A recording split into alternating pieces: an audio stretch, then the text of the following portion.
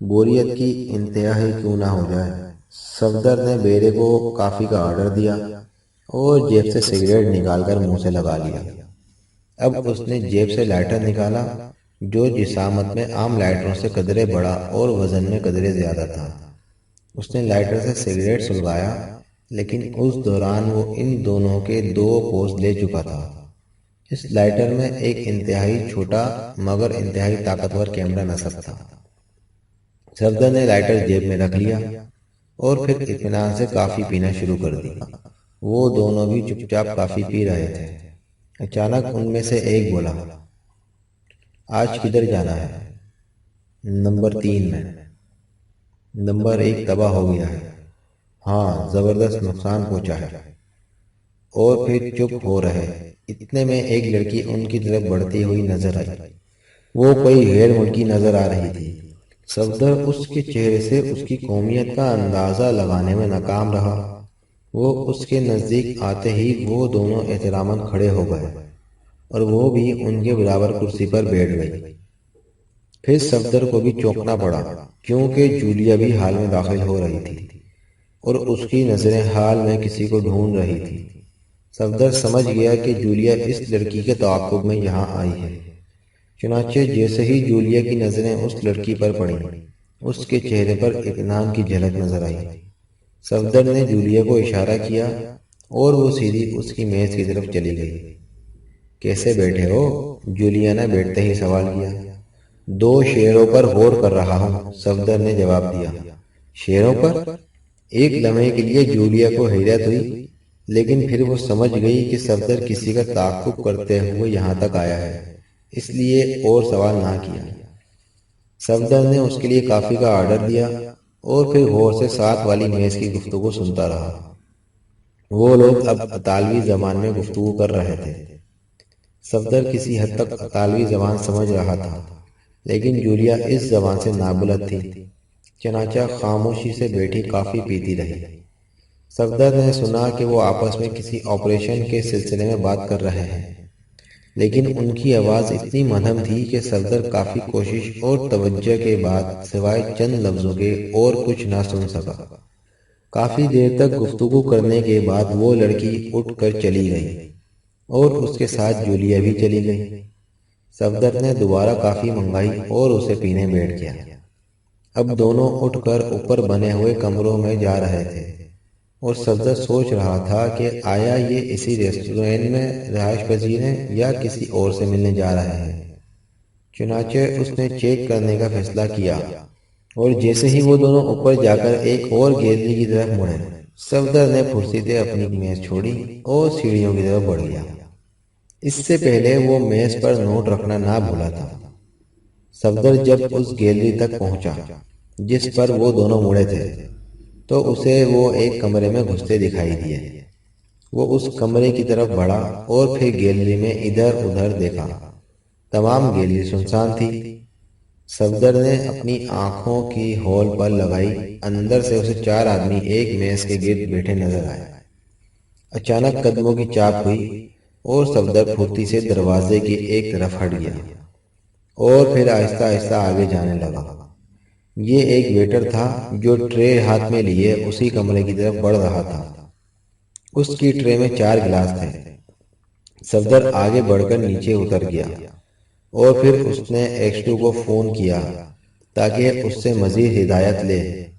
ایکس2 نے اسے فوراً وہاں سے کیفے گلستان پہنچنے کو کہا، جہاں عمران اس کا انتظار کر رہا تھا، اور یہاں صفدر کی بجائے نعمانی کی ڈیوٹی لگا دی۔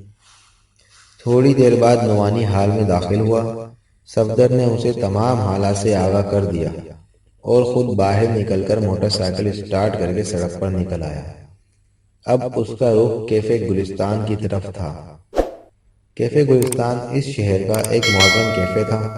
اس کی سب سے بڑی شہرت اس کا باغ تھا، شاید اس شہر کا بہترین باغ تھا۔ اس وجہ سے شام کے وقت لوگ عموماً کیفے گلستان جانا زیادہ پسند کرتے ہیں۔ صفدر کی موٹر سائیکل بڑی تیزی سے سڑک پر بھاگ رہی تھی اور صفدر کا ذہن ان 2 آدمیوں کی طرف لگا ہوا تھا جنہیں وہ پیچھے نعمانی کی نگرانی میں چھوڑ آیا تھا۔ اس ادھیڑ پن میں اسے تعاقب محسوس نہ ہوا۔ حالانکہ اسی ریستوران ہی سے ایک چھوٹی سفید رنگ کی کار اس کا تعاقب کر رہی تھی۔ اس میں 2 آدمی سوار تھے۔ صفدر کی موٹر سائیکل کیفے گلستان کے کمپاؤنڈ میں مڑ گئی اور اس کے ساتھ ہی وہ موٹر بھی اس کمپاؤنڈ میں آ کر رکی۔ صفدر موٹر سائیکل کو لاک کرتے ہوئے ہال کی طرف بڑھا۔ یہاں عمران ایک میز پر بیٹھا اونگ رہا تھا۔ صفدر اس کی میز کی طرف بڑھا۔ اس نے عمران کے کاندھے پر ہاتھ رکھا، لیکن پھر وہ اپنی جگہ سے اچھل پڑا، کیونکہ عمران اس کے ہاتھ لگاتے ہی کرسی کے نیچے آ گرا تھا، لیکن فوراً اٹھ کھڑا ہوا۔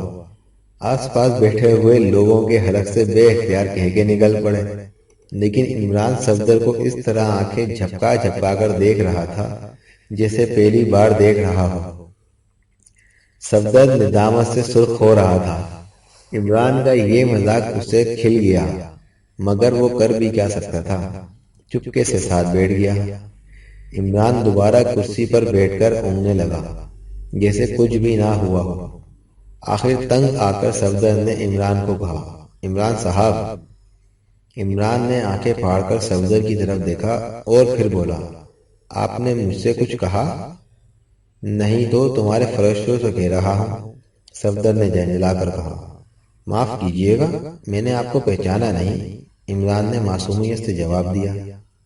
صفدر سمجھ گیا کہ عمران کسی وجہ سے اس سے انجان بننا چاہتا تھا، اس لیے اب وہ بھی چپ چاپ بیٹھ گیا اور عمران پھر اونگنے لگا۔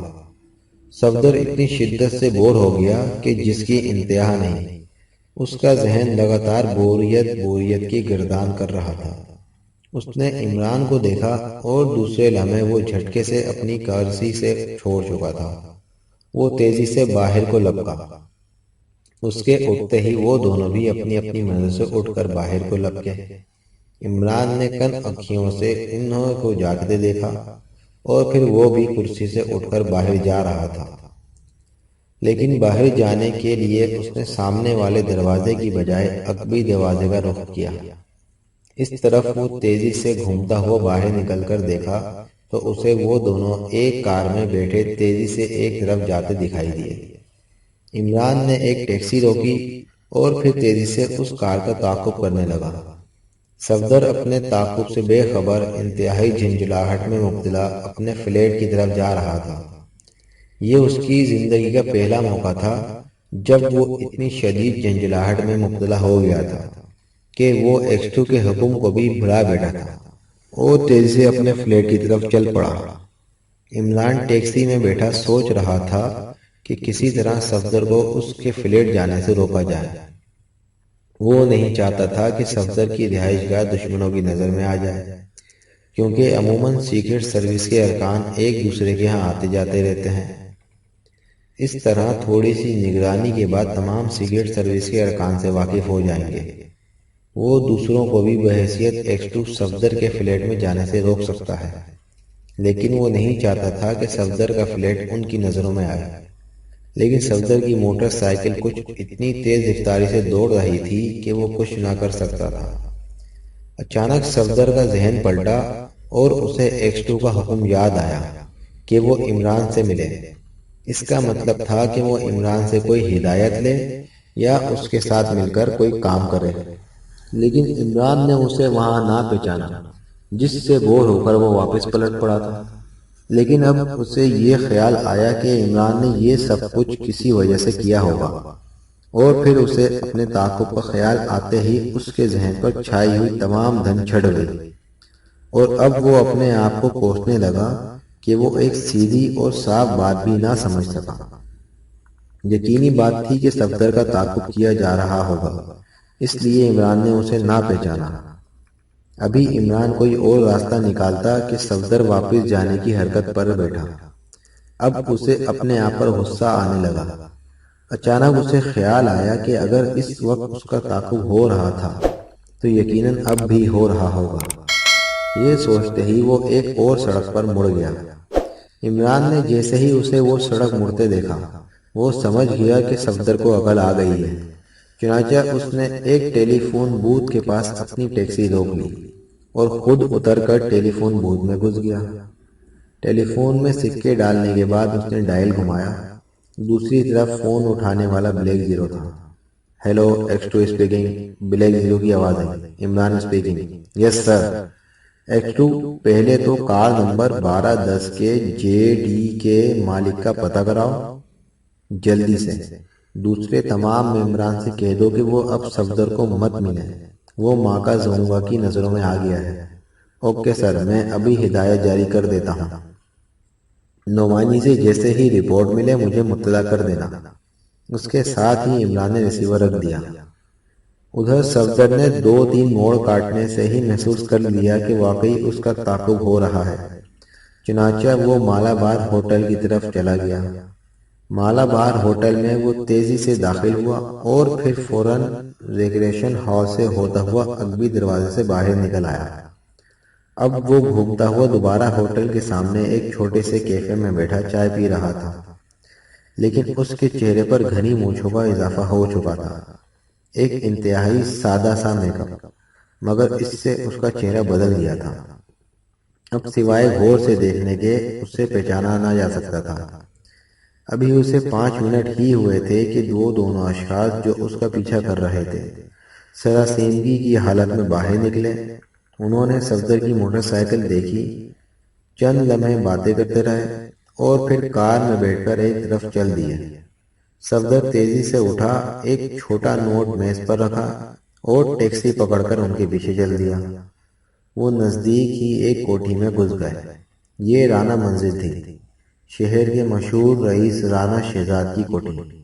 صفدر اس کے بعد نزدیکی بوتھ کی طرف چلا گیا اور ایکس ٹو کو تمام حالات بتائے اور پھر اپنے فلیٹ کی طرف چلا گیا۔ اسے کیفے گلستان سے اٹھ آنے پر کافی جھاڑ پڑی تھی۔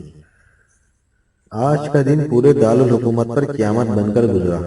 آج سارا دن سڑکوں پر فائرنگ ہوتی رہی، بے گناہ لوگ گولیوں کی بوچھاڑ میں مرتے رہے۔ پولیس کی پوری مشینری حرکت میں آ گئی، لیکن اس قتل و غارت پر قابو نہ پایا جا سکا۔ اور یہ قتل و غارت عجیب طریقے سے ہوتی۔ بھرے بازار میں اچانک ایک خوش پوش آدمی پستول نکالتا اور پھر 6-7 آدمی زمین پر گر کر تڑپنے لگتے، لیکن اچانک ایک نامعلوم سمت سے گولی آتی اور اس کا سینہ توڑتی ہوئی نکل جاتی۔ سارا دن شہر میں یہی ہوتا رہا۔ دوپہر تک لوگ گھروں میں بند رہے، سارا شہر سنسان ہو گیا۔ صرف پولیس شہر میں گشت کر رہی تھی، لیکن پھر یہ وبا پولیس میں بھی پھیل گئی اور پولیس والوں نے اپنے سروس ریوالور نکال لیے اور پھر پولیس کے سپاہی اور آفیسر سڑکوں پر ڈھیر ہونے لگے۔ اب تو حکام انتہائی پریشان، لیکن 4 بجے کے بعد یہ قتل و غارت ختم ہو گئی۔ اس کے بعد رات تک کچھ نہ ہوا تو لوگ ڈرتے ڈرتے گھروں سے نکلنے لگے۔ ایک بار پھر بازاروں میں ازدحام ہو گیا، ہر طرف اسی قتل غارت کے چرچے تھے۔ اندازاً 10-15 ہزار آدمی مر چکے تھے۔ ساری رات حکام پریشان ہو کر میٹنگ پر میٹنگ بلاتے رہے، لیکن کسی کی سمجھ میں نہ آیا کہ یہ سب کچھ کیا ہے۔ ادھر عمران بھی سخت پریشان ہو گیا۔ اس کے خیال میں کسی مخصوص مقناطیسی اثر کے تحت ایسا ہوا تھا۔ اس نے اپنے تمام ممبروں کو حکم دیا کہ وہ صبح ہوتے ہی بازاروں میں گشت کریں اور جہاں کسی شخص کو پستول نکالتے دیکھیں اسے فوراً گولی ماریں۔ اگر ہو سکے تو ایسے کسی 2-1 اشخاص کو دانش منزل تک پہنچا دیں۔ تمام ممبران کو اس وبا سے محفوظ رکھنے کے لیے اینٹی میگنیٹ آلات دیے گئے جو انہوں نے جیبوں میں رکھے ہوئے تھے۔ یہ عجیب و غریب حکم ملتے ہی سارے ممبران سخت پریشان تھے۔ زندگی میں پہلی بار انہیں سرکاری حکم کے تحت کھلے بندوں قتل و غارت کرنی تھی۔ یہ ان کا پہلا بھیانک تجربہ تھا، لیکن اس کے باوجود مجبور تھے۔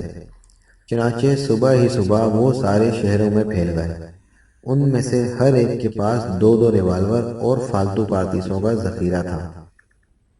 عمران کا خیال تھا کہ سورج نکلتے ہی قتل و غارت شروع ہو جائے گی۔ چنانچہ ایسا ہی ہوا۔ 6 بجے صبح جیسے ہی سورج طلوع ہوا، ایک بار پھر بازاروں میں فائرنگ کی آوازیں اور زخمیوں کی چیخیں اور آہوں کی فریادیں گونجنے لگیں۔ اس بار بالواسطہ طور پر سیکرٹ سروس کے ارکان بھی اس میں ملوث تھے۔ وہ جیبوں میں ریوالوروں پر ہاتھ رکھے ہر شخص کو غور سے دیکھتے پھر رہے تھے۔ پھر جیسے اچانک کوئی شخص پستول نکالتا، ان کے ریوالور سے ایک گولی نکلتی اور اس شخص کی کھوپڑی سے پار ہو جاتی۔ کہیں کہیں وہ گولی مارتے دیکھے جاتے تو انہیں لوگوں سے جان بچانے کے لیے بھاگنا پڑتا۔ ابھی تک کیپٹن شکیل اور صفدر ہی ایک ایک شخص کو دانش منزل میں پہنچانے میں کامیاب ہو سکے تھے۔ دن کے 12 بجے تک ایک بار پھر سینکڑوں لوگ مر چکے تھے۔ اگر سیکریٹ سروس کے ارکان واقعی قتل و غارت نہ کرتے تو شاید تعداد ہزاروں میں تبدیل ہو جاتی۔ دارالحکومت میں کرفیو نافذ کر دیا گیا۔ شہر کا نظام فوج نے سنبھال لیا، جو ٹامی گنوں اور مشین گنوں سے مسلح تھے۔ 1 گھنٹے تک امن و امان رہا، لیکن پھر اس دن کا بھیانک دور شروع ہوا اور وہ وبا ملٹری کے سپاہیوں پر اثر انداز ہو گئی، اور پھر پستول کی گولیوں کی بجائے ٹامی گن، مشین گنیں اور ٹینکوں پر لگی ہوئی توپیں چلنے لگیں، اور ملٹری کے نوجوان مکئی کے دانوں کی طرح بھننے لگے۔ حکام چیخ پڑے۔ یہ صورتحال انتہائی بھیانک، پریشان کن اور نازک تھی۔ فوراً اعلیٰ حکام کی میٹنگ ہوئی۔ اس میں صدر مملکت تک شامل ہوئے۔ عمران بھی بحیثیت ایکس-2 نقاب پہن کر اس میں شامل ہوا۔ اس نازک مسئلے پر بحث شروع ہو گئی، لیکن کوئی نتیجہ نہ نکلا۔ ادھر بری طرح سے بری خبریں آ رہی تھیں۔ اگر چند گھنٹے اور اسی طرح قتل و غارت ہوتی تو شاید ساری فوج ختم ہو جاتی، اور اس صورتحال کو بند کرنا ضروری تھا، انتہائی ضروری تھا۔ مگر اس کا حل کسی کے پاس نہ تھا۔ سب کے چہرے لٹکے ہوئے تھے، آنکھوں کی چمک مدھم ہو چکی تھی، لیکن ایکس-2 نے صرف ایک لفظ کہہ کر سب کے چہرے پر رونق بڑھا دی۔ وہ کہہ رہا تھا، حضرات، اس وبا کا علاج میں نے ڈھونڈ لیا ہے۔ اور سب کے چہرے اس کی طرف مڑ گئے۔ خدا کے لیے بتاؤ، میرا تو دماغ خراب ہونے والا ہے۔ صدر مملکت چینک اٹھے۔ بتا تو رہا ہوں جناب، دراصل یہ مقناطیسی قوت کا کرشمہ ہے۔ مقناطیسی قوت کا کیا مطلب؟ کمشنر حیران ہو کر بولا۔ میرا مطلب اس سے یہ ہے کہ کسی مخصوص مقناطیسی اثر سے لوگوں کے دماغوں کا رخ قتل و غارت کی طرف موڑ دیا گیا ہے۔ چنانچہ آج میں نے اپنے آدمیوں کو اینٹی میگنیٹ آلات دے کر شہر میں پھرایا۔ ان میں سے کسی پر بھی اس وبا کا اثر نہ ہوا۔ چنانچہ میری رائے میں تمام ملٹری کو یہ آلات فوری طور پر تقسیم کر دیے جائیں۔ صدر مملکت نے ایک لمحے کے لیے سوچا اور پھر فوراً کمانڈر ان چیف کی طرف مخاطب ہوئے۔ ایکس-2 ٹھیک کہتے ہیں، آپ جلد از جلد ایسے آلات تقسیم کرنے کا انتظام کریں۔ یہ کہہ کر صدر مملکت اٹھ کھڑے ہوئے اور میٹنگ ختم ہو گئی، اور پھر آدھے گھنٹے کے اندر اندر ایسے آلات تمام ملٹری میں تقسیم کر دیے گئے، اور نتیجہ حسب توقع رہا، کیونکہ ملٹری کے ذہنوں سے دھن چھڑ گئی اور پھر حالات معمول پر آ گئے۔ لیکن یہ 2 دن دارالحکومت کی تاریخ میں ہمیشہ ہمیشہ اس عبرتناک تباہی کی یاد دلاتے رہیں گے۔ 10 دن تک شہر میں کرفیو رہا، فوج گشت کرتی رہی۔ کرفیو ہٹا لیا گیا اور حالات معمول پر آ گئے۔ عمران پر آج صبح سے ہی شاعری کا دورہ پڑا ہوا تھا، چنانچہ اس سلسلے میں سلمان بیچارے کی کمبختی آ گئی تھی۔ وہ صبح سے عمران کے سامنے بیٹھا ہوا تھا اور اس کے اوٹ پٹانگ شعروں کی داد دے رہا تھا۔ جان بچانے کا فی الحال کوئی راستہ اسے نظر نہیں آ رہا تھا۔ ہاں سلیمان، یہ شعر بھی سنو، غضب خدا کا قلم توڑ کر رکھ دیا ہے۔ میں نے شعر تو بہت سے سنے ہیں، اب گیدڑ بھی سنا دیں جناب۔ ابے الو کی دن فاختہ، میں شعر کہہ رہا ہوں، شعر نہیں۔ ابے اگر کبھی لکھنؤ میں ہوتا تو 1 سیکنڈ زندہ نہ رہ سکتا۔ اچھا جناب، آپ چاہے شعر سنائیں یا گیدڑ، میں نہیں سن سکتا، مجھے چائے بنانی ہے۔ سلیمان، میں کہتا ہوں تم کبھی اچھے شاعر نہیں بن سکتے۔ سنو، شعر سنو، نہیں تو ساری عمر باورچی ہی رہو گے۔ میں باورچی اچھا ہوں، جو شعریت دیگچی میں چمچہ چلانے میں ہوتی ہے، وہ بھلا آپ کے شعروں میں کہاں۔ میں کہتا ہوں سلیمان، شعر سن۔ سناؤ جی سناؤ، سلیمان جمائی لیتا ہوا بولا۔ میں سڑک کے اس پار دیکھتا ہوں کسی میں جبی کو، جس کے سر پر سینگ نہیں، جس کے کان میں اتے اتے۔ اس کے ساتھی عمران نے ہاتھ سے بڑے کا اشارہ کیا۔ جناب شاعری میں ہاتھوں کی اشارے بازی ایک دم نہیں چلتی۔ سلیمان آخر بول پڑا، تم سنتے جاؤ، دخل دردانہ معقولر نہ کرو۔ جس کے کان اتے اتے ہیں، جس پر لدی ہے مٹی کی بوری۔ مٹی کی بوری، ہاں ہاں واہ جناب واہ، یکدم مزہ آ گیا۔ مجھے تو اس شاعری میں مسحور کی دال کا مزہ آ رہا ہے، بڑا